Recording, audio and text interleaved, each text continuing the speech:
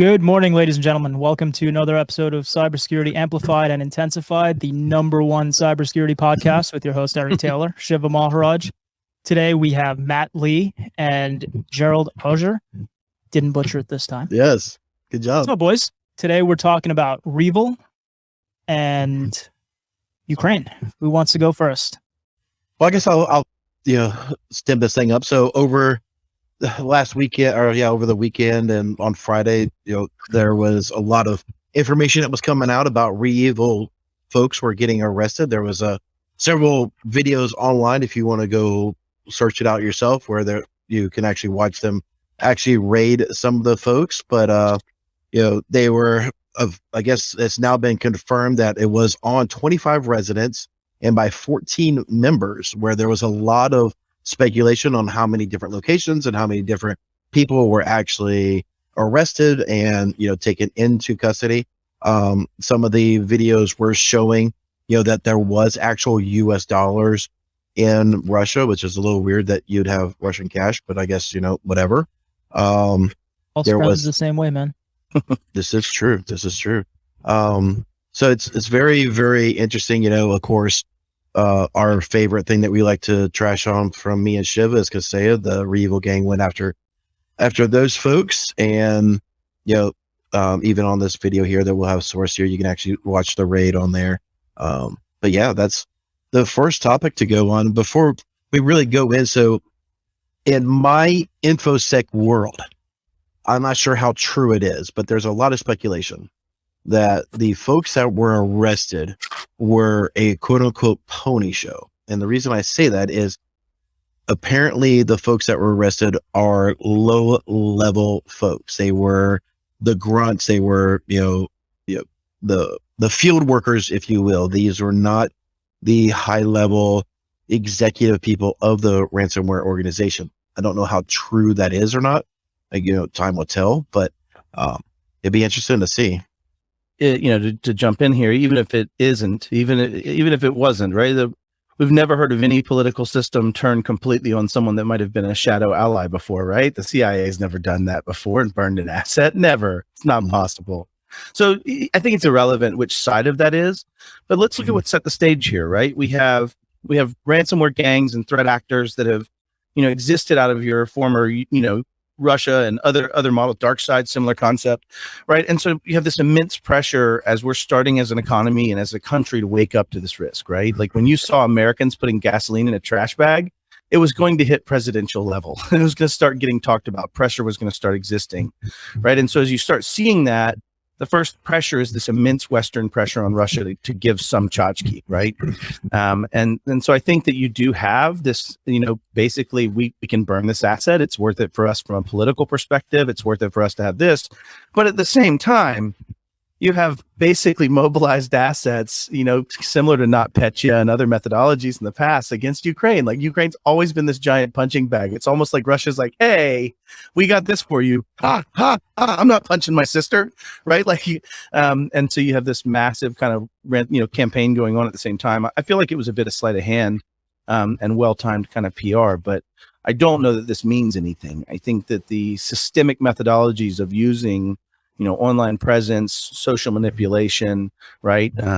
Putting out a lot of bad data through social media platforms is still a very effective strategy. It's just going to be the next person, Gerald, love to hear your thoughts on it, but that's just my musings. Yeah, well, there's a couple things going on here, right? So geopolitically, if you look at what is going on in Ukraine and Russia, right? And it's been going on for several years now, but like just in the last 72 hours, there's at least it's being reported, 100,000 troops have amassed, Russian troops amassed on the border.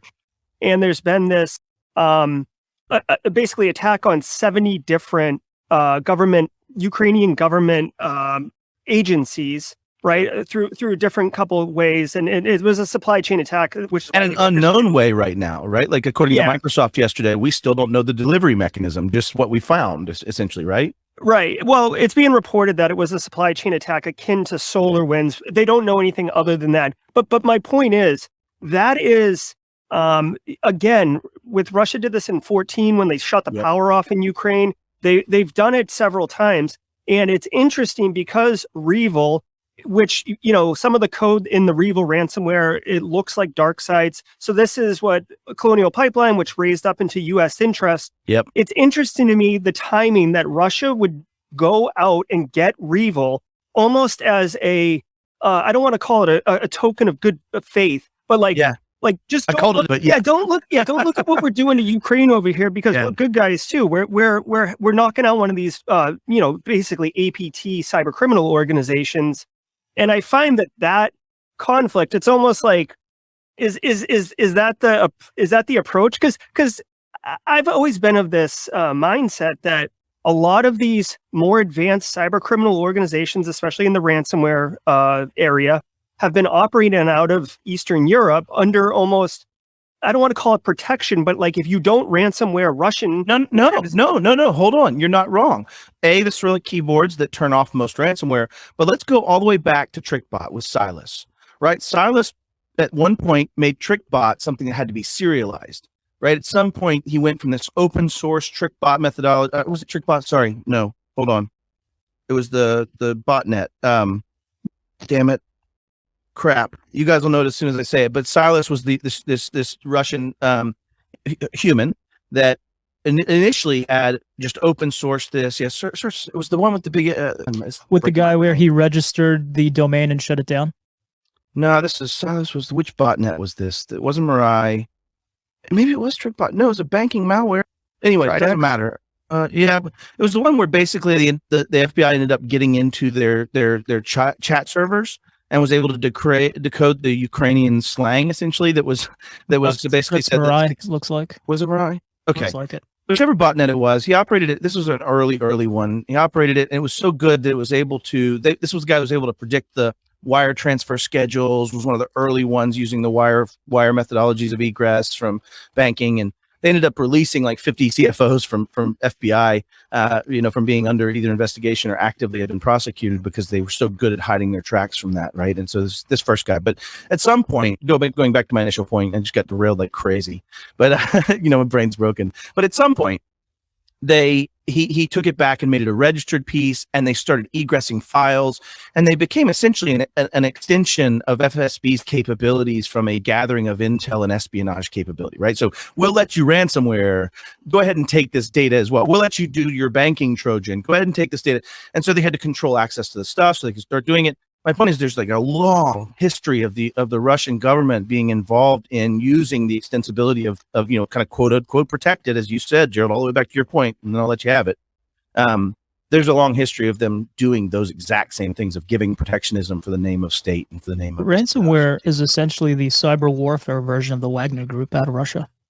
And for those who don't know, Wagner Group is essentially a private military that works on behalf of supposedly the Russian state. But the interesting thing about going after the people from REvil, a group that's been defunct for months right now, allegedly, and also the fact that it's basically, hey, if you guys don't spank us for going into the Ukraine, this is how we can reciprocate and go after ransomware for you.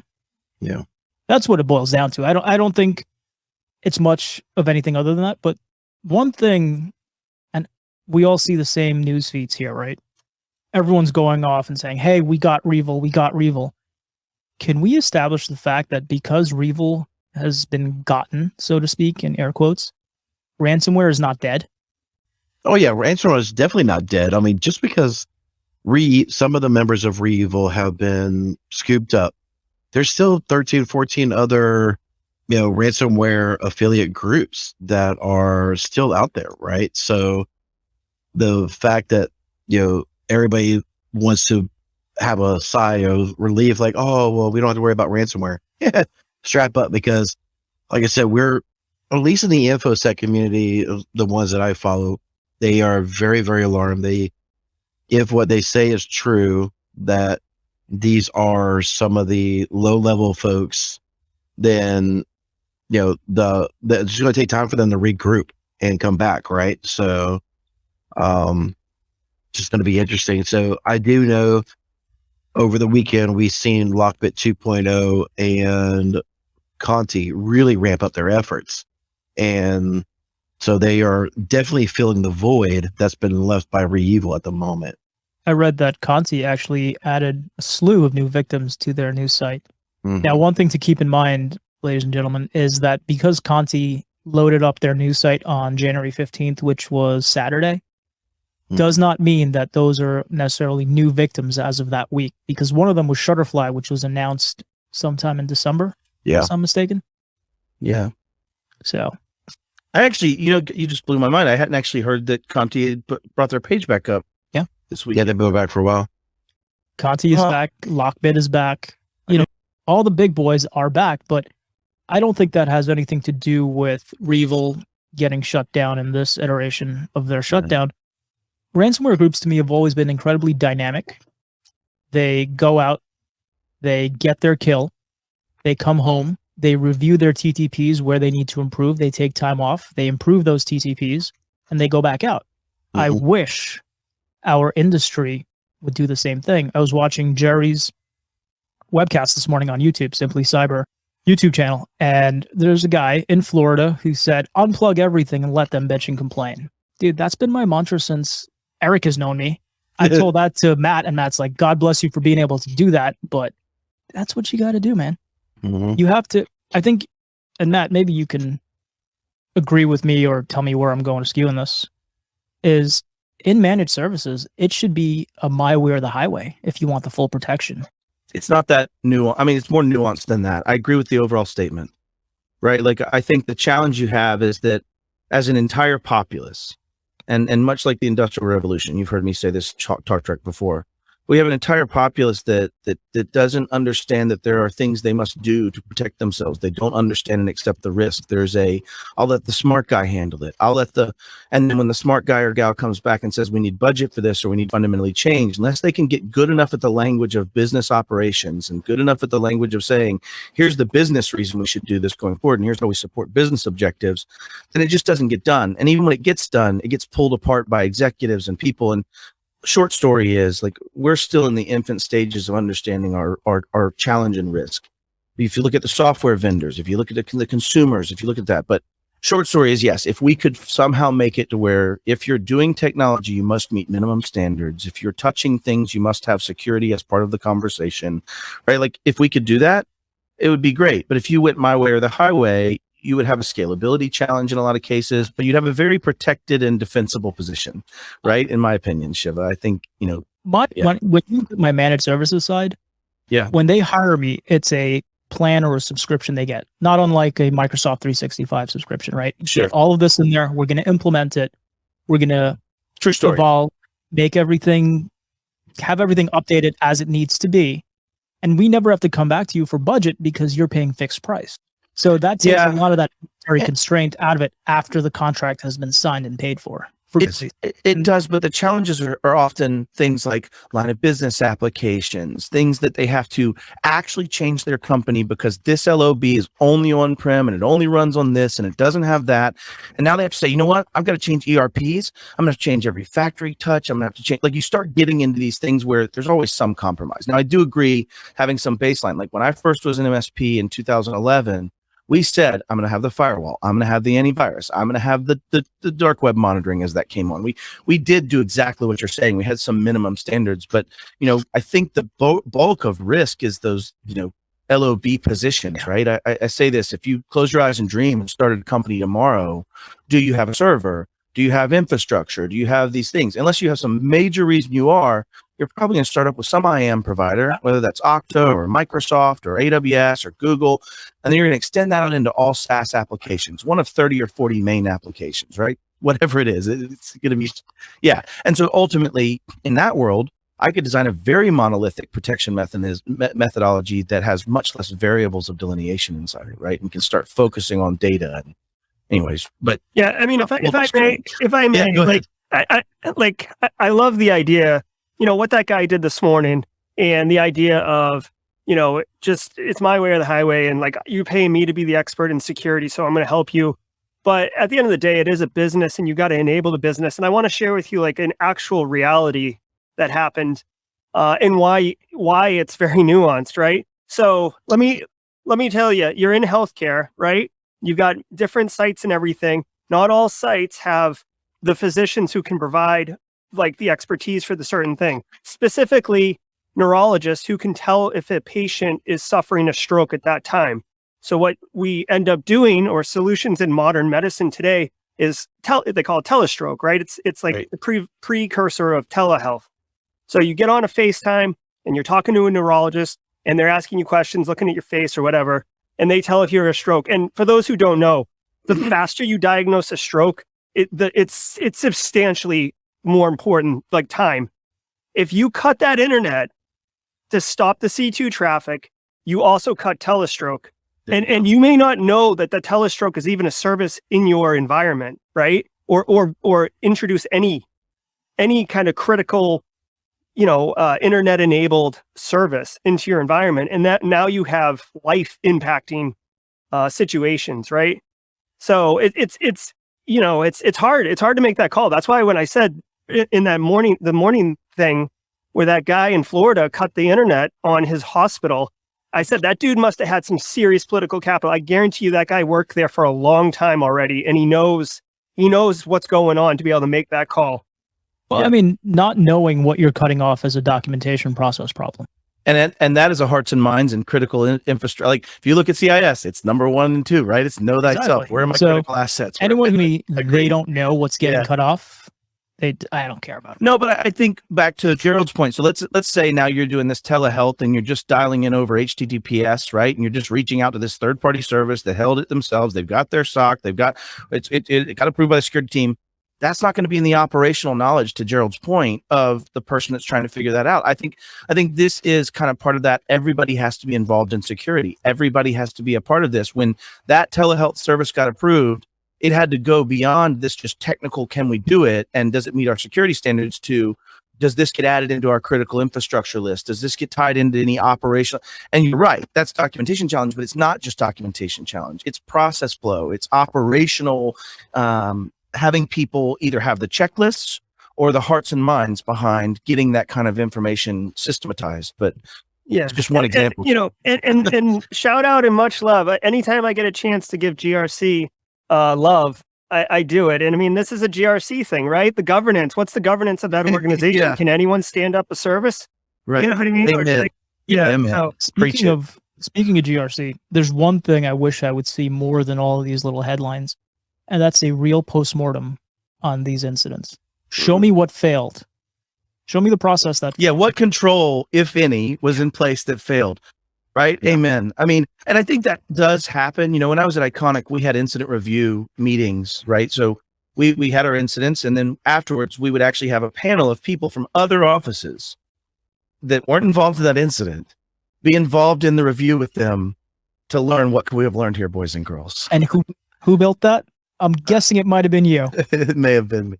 And actually, I don't know. Can I take the full credit? I don't want to be that guy. Well, you're part of it. I think I was half of it. Yeah, Okay. in that case. Yeah. Yeah, I mean, we've always said it a long time ago, because even stuff that happened with Kaseya, that not everything has been publicly fully acknowledged, and there's a lot of these things that we never will, right? So it's going to be interesting to see what actually comes out. Did y'all see, I kind of let everybody talk a little bit there, but I wanted to circle back to one thing that when the Ukrainian websites were compromised, did anybody else see that of all those sites, they were using the same CMS solution? I saw Alan Liska over at Recorded posted that. Yeah. Oh, I remember seeing it somewhere, but I can't remember.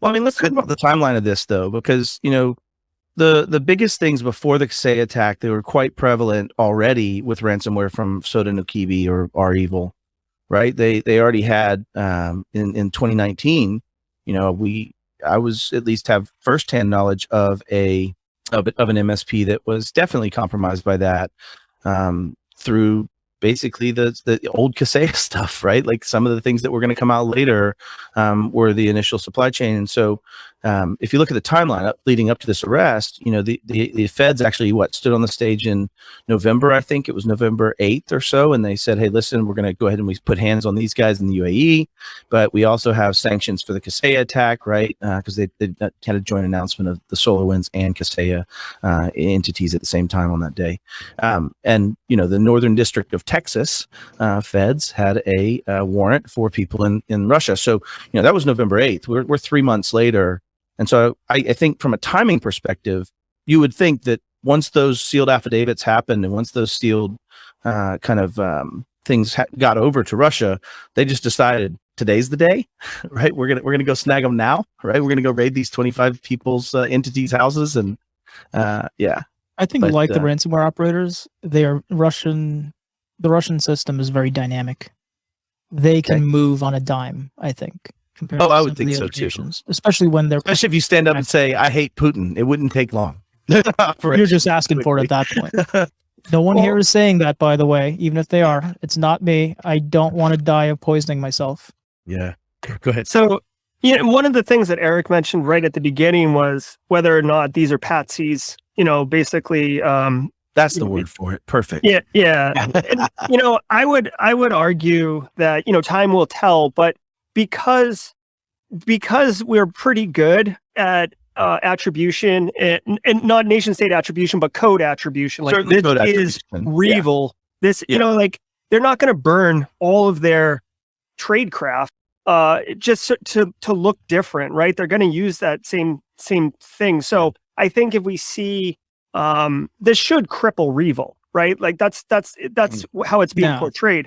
So I think it will. Well, I'm saying this is how it's being portrayed. It may come back as, Well, that's what I'm saying. If I'm more likely to think it's patsies if it rebrands because they didn't cut the head off the snake, right? But if they did that, I don't think we'd see as much of those TTPs specific to REvil. You're also contemplating that those same people can't be operating out of a FSB bunker going forward. Mm-hmm. True story. Just because they were arrested doesn't mean they're off the board. But I would think that would be stupid of Russia in the sense that, back to Gerald's point, we really are pretty good at code attribution. Like we really are pretty How many good people have that code? TTPs and well, that's not released right now. As far as I know, like REvil's code isn't, it's not out there. The source isn't out there the way some of these other ones are.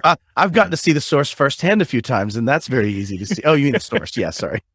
I think what you need to understand is the fact that unless they got everyone, it's very easy for whoever was left out of that dragnet to continue operating or adapt. It depends on what with another cubicle, as Eric and I say, because we think they all operate out of cubicles. Today they're going to be REvil, next week they're going to be Abaddon, and they just choose which TTPs they want to use, and they go on the merry-go-round.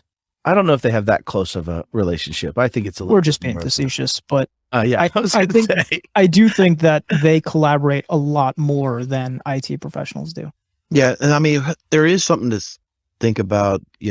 We said it before, where Black Lives Matter is just rebranded and stuff like that. I do think that REvil will definitely come out either as themselves or somebody different, but there is rumor that the code or the security tokens for the Onion site are still held, that there are people that are out there that still have it. So it may just be a matter of time before we start seeing those Onion sites pop back up or pop up as new URLs.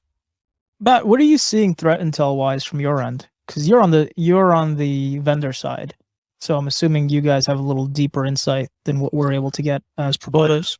I'm actually not technical, operational inside our organization for on purpose, right? I'm an educational resource external at this point, but I haven't seen much more than kind of what we've already talked about, in the sense that, if I wanted to zoom out, what we're talking about is that the United States is kind of waking up. We're starting to see a little bit of movement on this, talking about it in the news and saying, hey, we caught these guys, we stopped the people that did this. And I think we're starting to get some pretty good arms in our judiciary as well from some of these things. But as far as what the threat intel is, I don't have anything more than you do. This particular Gerald probably would have better comments. It sounds like he's plugged in more to the TTPs, but.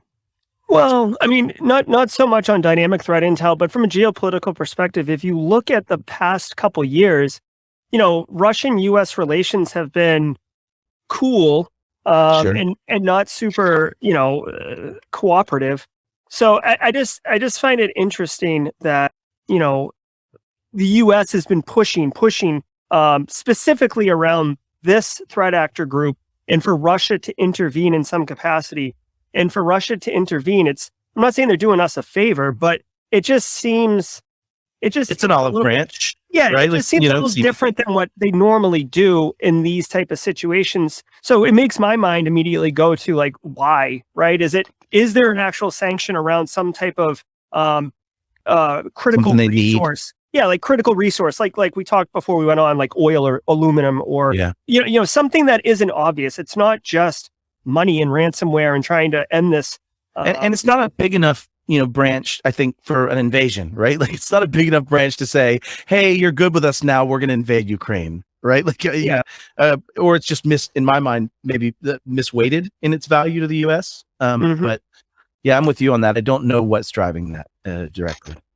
Yeah, I do find it interesting, just from an academic perspective, that according to the international norms of what is defined as warfare, which is what act of war, The laws of armed conflict. which right? All the countries that are developed get together and they all agree.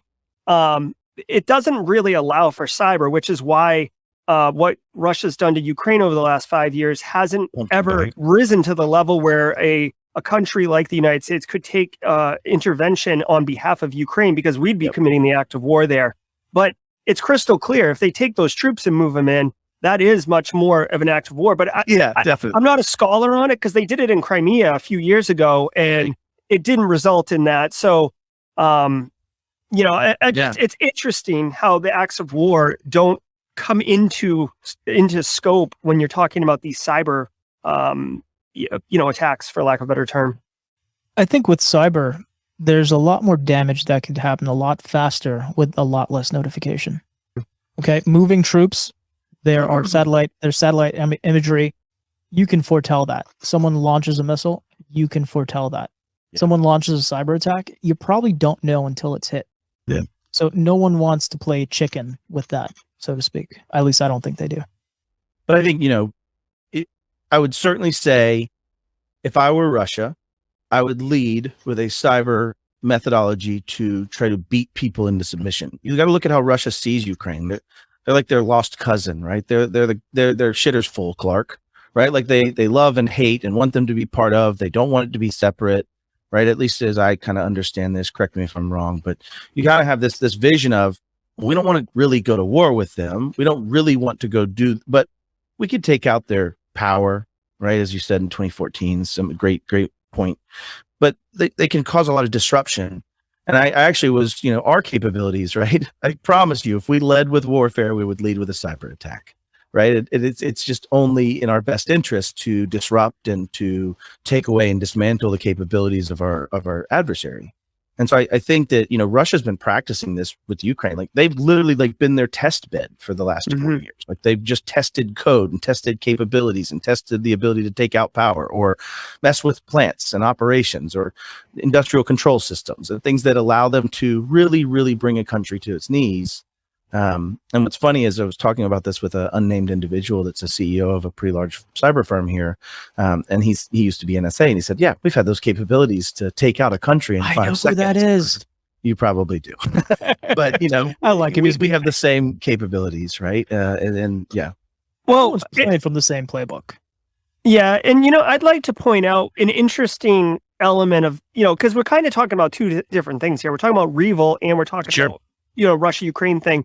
Another interesting element of this whole Russia-Ukraine thing over the weekend was that they used website defacement as kind of the very overt, the very splashy thing to kind of distract from what was actually happening. But I would argue that if you talk to a normal, a general citizen who doesn't actually understand technology, right, and you said, Department of Treasury was ransomware, that doesn't really resonate. But if you bring up the website and there is a, scary message, like, people can wrap their head around what a website is and the fact that the website that they expect is no longer there. I don't want to call it terror, but it has a much more profound emotional impact on the citizens of Ukraine than just saying they got ransomware, because there's an abstraction for non-technical people to really appreciate what that means. Well, that's a hearts and minds thing, right? And the Russians have been very good at playing on those heartstrings. Mhm. Yeah, I mean, great point though, Gerald. It's funny because the corollaries to the reason we can't get people to move on cyber and can't get people to move on hardening their technology and investing in change towards things that are more secure is the exact same thing. How can we get people to, oh, you know what? We'll take down their website. We'll deface something they're going to see that they will notice. We'll take this. That's a funny corollary, right? In the sense that that's the same challenge of why we can't get people to defend themselves. The threat actors are having to come up with their own ways to overcome, right? It's fantastic. Yeah. We have Ken Edwards here, and he was asking, has anyone actually validated that the packets are in fact coming from Russia or not a third-party country? Yeah, typically when any of the very, very smart people, CrowdStrike, Mandiant, FireEye, a lot of the reverse malware engineers actually go through and start looking at the TTPs for said ransomware or set malware, CrowdStrike or whatever. They do pull those logs from the firewall, especially in their sandbox, and to see where is this beaconing to. Are those IPs actually registered to a known VPN server like ExpressVPN or Hide My IP or whatever, or is it actually to a real legitimate ISP, things of that nature. So now there is a lot of back-end homework and threat analysis that goes to into his it. point, and to just kind of abstract this back to the question is, yeah, attribution's kind of hard, right? Especially when you really get down into who's pulling the strings. It gets really rough. Right? Depending on a mistake where it leaks a C2 server that was part of their protected side, or the code when deobfuscated has something in it that gives them a little bit of attribution aside from the actual delivery arm that's trying to get through firewalls. But yeah, short story is attribution, space equals hard. I think Chris Roberts put it the best. He's like, so we're going to send a missile for the threat actors and it's going to go in grandma's bedroom window, right? Like, Yeah. ultimately. Pretty much. But yeah, attribution's an art, I would wager. More. Yeah, I mean, it's like saying, okay, you're doing a reverse lookup on someone who's hammering a port scan on your thing, but it comes back as Comcast. Right. Yeah, we can confirm it's a U.S. That Nighthawk router you've got at home that now has 500 vulnerabilities is a great launch pad for my next attack, right? Like, but yeah, to Ken's question, yeah, there are people who do it, but we can't get very granular on where exactly the stuff is without cooperation from third-party entities that may or may not have the interest to actually help us. Yeah, this calls back to NotPetya. Good quote. Mm-hmm. Yeah. I wanted to Not as broad of a scale. It seems very targeted back to. Well, you'd almost think that they did a post-mortem of NotPetya and were like, hey, we should really be better about focusing this. So true. So true. What I find interesting is that it's supposedly fake ransomware, even though Microsoft and some of the other. Well, it's an bigger MBR companies- wipe, and then it comes back with file modifications up to the first meg. So yeah, it's pretty rough. Has anybody looked at the Bitcoin address that was publicized or put on there? Dug into it? I haven't. Dude, Was it yours? there's been payments been made to that Bitcoin address. Oh no, that's I'm so like, You know how much? Because they're- Kind of curious. I'll have to look it up again. I don't Yeah, remember, but it's a little bit That's under funny. 1 Bitcoin. So I would say about $40,000 right now. Yeah, I mean, you don't want to lose any, but that's at least a little less painful. Sure. But I don't think there's a path to perdition, right? Like, or a path from perdition on this, right? I think once those files are modified, it's just a fake ransomware, right? It's just It is. destruction.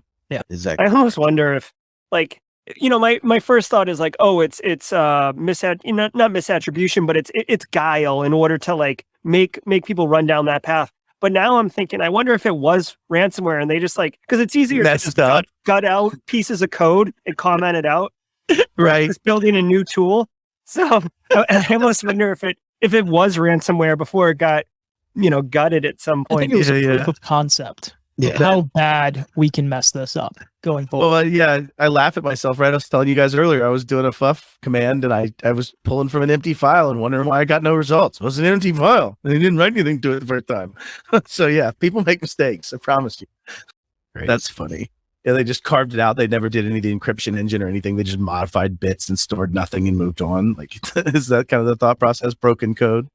It's still access though. And that's the scary part, right? They were still able to get in. Well, and it did its job, right? I think Yeah. if I recall, the methodologies was very effective at taking off systems, right? Yeah. MBR equals no boot. So That's kind of like my laptop that's sitting over here right now. No boot. no boot. Poor Razer. Going back to Lenovo. Anyway. Oh, that's not good. That's pretty much it for me, guys. You guys have anything else you wanted to cover? No, I think it's pretty much if Russia, the only statement I'd make going forward is if Russia does start putting that kind of pressure and keeps their vest closer with the people they are using for their own state needs, you'll probably see more Russian code show up with some of the Chinese. You're starting to see a lot of third-party proxying from the Chinese, trying to use these resources and use other countries' resources to do their bidding, kind of part of their overall strategy, right? So I would wager you'll start seeing some of the of these former actors in certain entities start showing up as Chinese actors. There was an article, and I forgot where I saw this, but it specifically stated that Chinese APTs and Russian APTs have been collaborating in the recent months. Fair. That would stand to reason. If that's the case, God help us all. Well, and I think there's some hope, though. Nice. I think there's some hope, though, right? I think as we talk about this more, as this becomes more politicized in some ways, which sucks, but as we start seeing cyber get talked about, we have to come up with failed attempts that really suck and then get better. And we're going to get better as a country and as a global citizenry at understanding privacy implications, at understanding security implications and technology implications. So I do think, though, this is awakening kind of a giant. I mean, look at what the State Department's been able to do from crypto coin seizures and reaching out, right? Like we're starting to make it tough to do what they're doing. And so I think we're going to be get better. Alan Lusko is the first person I heard say this, but you just have to make it more expensive for them. Raise the cost for these guys to do business, meaning ransomware. Yeah, but like back to the Industrial Revolution, though, we didn't have building codes. Buildings fell in on people and they died. We didn't have fire escapes. Still doesn't. We made fire escapes, right? We had locks on doors. We now have push bars. I think we're talking about a compressed and condensed, fast-changing environment, cyber and technology, that moved faster than any regulatory and understanding level could ever catch up. And now we're paying that tax, right? Like, I think so. We'll catch up. Well, and I certainly hope, big government, it moves slow, but I have hope, I guess maybe I'm right. I'm just in this hope thing. Yeah. If you look at what Jen Easterly's doing at CISA, I hope that is indicative of a new kind of regime or a new philosophy that's entering into the upper echelons of federal government and the ability to adapt and overcome and be agile and really be responding to the actual threats instead of, a 3-year cycle of documentation update and governance. It's just the old way doesn't scale to our new threats. So yes, thank you, Matt. And the other thing that I wanted to talk about real quick, it just popped in my head. It's pure speculation, but it makes for a juicy beer conversation. Hold my beer. Yeah, like we talk about like historically, it doesn't happen nearly as often anymore, but historically, Kevin Mitnick, Kevin Paulson, these individuals who were really good and were identified, got arrested, and then they became basically educators, resources for the government, right? Until they went off and did their own thing. Like, I'm just thinking to Shiv's point earlier, like these people, maybe the money was too good for them to want to go take a civilian job at FSB because, like money talks, right? So here, let's make the decision easy for you. You can have freedom and a job with us, or you can have the alternative. So that might actually be part of it where, here's a sweetheart deal. Would you like to have a cool job, infinite resources, and work for us, or, go to jail? See. You also have to look at it that culturally, Russia is incredibly different from that of the United States. Yeah, that's true. So what motivates those people there is a lot different. And to me, I see ransomware as two things here in the United States. It's a way to make us suffer. And the Russian people, I hate to say this, were born into suffering and they can suffer better than most. And I also look at ransomware as a mapping exercise here in the United States to really enumerate what our capabilities are in the bigger picture. So if they do have to go to war on that front, they have their playbooks established. Yeah. I mean, well, I was thinking that's what SolarWinds was until Carl, the intern over there, like decided to take FireEye's tool set. Like if they hadn't done that, I really feel like it would have been they could have slept like quietly in the SolarWinds. Oh yeah. I'm with you on that one. What if we had never heard anything about it? Was something I'd proposed, right? If we had never heard about SolarWinds, how much more infrastructure would be impacted? So I have a thought for you there. What if they allowed FireEye to know what they were doing, diversion, so they can work in other places? We had that discussion too. It's like, yeah, let's just see what happens when we press this button. Yeah, if the fire is here, what are we doing Russian over here? recruiting sting. That's funny, Keith. Well put. Hey boys, we're showing up. We're gonna give you a free ride to the new job. I digress. Yeah, All right, I'm out. Thanks, boys, for inviting me on. And Gerald, Yeah. nice to meet you, man. I love meeting other pundits in the cybersecurity space that know more than me. So always makes me happy. I think it takes a village, Matt. So it was definitely fair. nice to meet you as well. And I'll connect with you and we can continue the conversations. Maybe we'll have you on a beard banner one of these days. I'm starting up my little podcast things. All right. Actually, I'll promote it. to be on it. A lot of people haven't had beards at all. Like it's been even fuzz. Like I'm gonna get a fake beard I can get drop shipped to my patrons that or to people that come on the show that don't have a beard. Like it's just a Ladies and gentlemen and ghouls that are out there on the internet, if you have made it this far, thank you so much for tuning in for yet another episode of Amplified and Intensified.com. You know what? A recent change to the platform, Shiva has put together a new website, Amplified and Intensified.com. If you have heard anything that you have liked about this podcast and you want to engage Shiva or myself, or be able to help sponsor by donating us some coffee, all the links of our calendars, buying us coffee, past episodes of both the podcast and the YouTube version are all now on Amplified and Intensified.com. Go there for all of your needs. Thank you so much. And until next time, take care.